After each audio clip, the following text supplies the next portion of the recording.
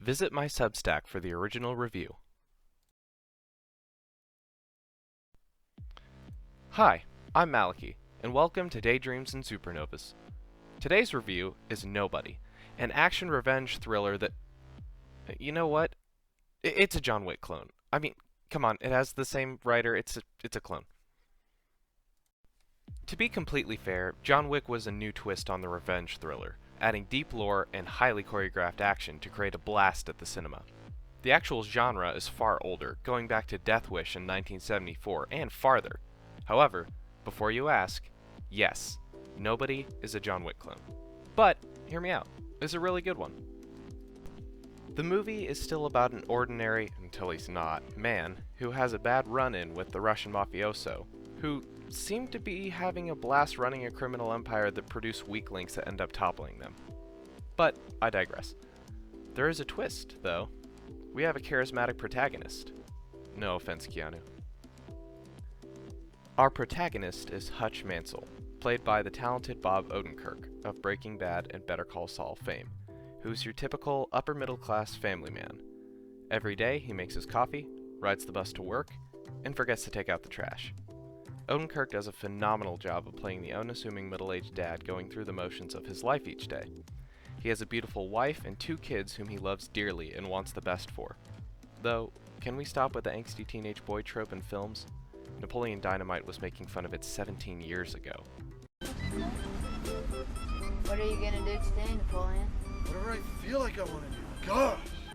One night, Hutch investigates a noise, only to discover that his house is being burglarized. Obviously, being the man of the house, he beats the crud out of the burglars and they run out of the house with their tails between their legs, right? Wrong. He chooses not to hurt them, even when he has a clear chance, and as a result, they escape with the few dollars that they found, and the son gets a black eye. Good. You deserved it, you little snot. As a result, for the rest of the week, Hutch is ridiculed by the other golf dads in his neighborhood, by his co-workers, and even the police officer investigating the robbery. It's mentioned that Hutch was a soldier, so why did he hold back? It couldn't be because he would go on a killing spree otherwise.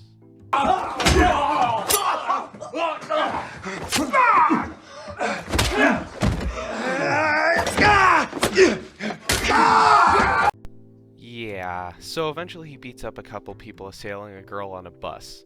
And when I say he beats them up, oh boy, if you thought John Wick was bad. The violence in this film is not necessarily over the top, a la RoboCop or The Boys. But boy, it's brutal. I wonder why. What else has Ilya Naishuller directed?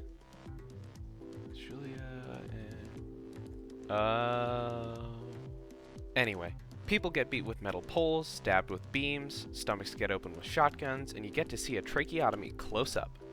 It does fit in with the aesthetic of the film, however, and sometimes it's downright hilarious. The choreography is excellent, and Odenkirk really sells the middle-aged man with wicked skills without it ever feeling like he's superhuman for his age.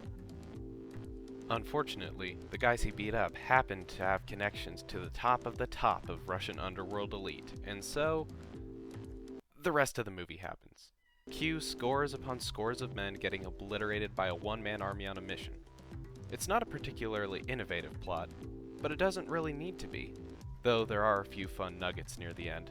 Think Macaulay Culkin and you're on the right track.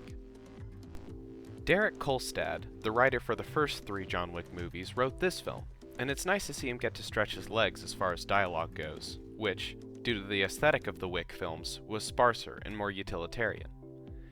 Aided by Odenkirk's deadpan delivery, the dialogue is sharp and entertaining, garnering quite a few chuckles from me. Hutch is also a more well-rounded character than John, though not by much. But we're not really here to see drama, are we? The movie also has Christopher Lloyd in it. Enough said? Everything comes together to form an ultra-violent, highly entertaining spectacle that's a perfect film for the guys' night out. You might not remember it in a week, but it's a fun, well-executed addition to the John Wick clones, and it gets a thumbs up from me. On a scale of 1 to 10, I'd give it a watch this instead of Beckman out of 10. Hands. Thank you for watching. If you made it this far, this is my first video, so any feedback would be appreciated. Thank you, and don't subscribe.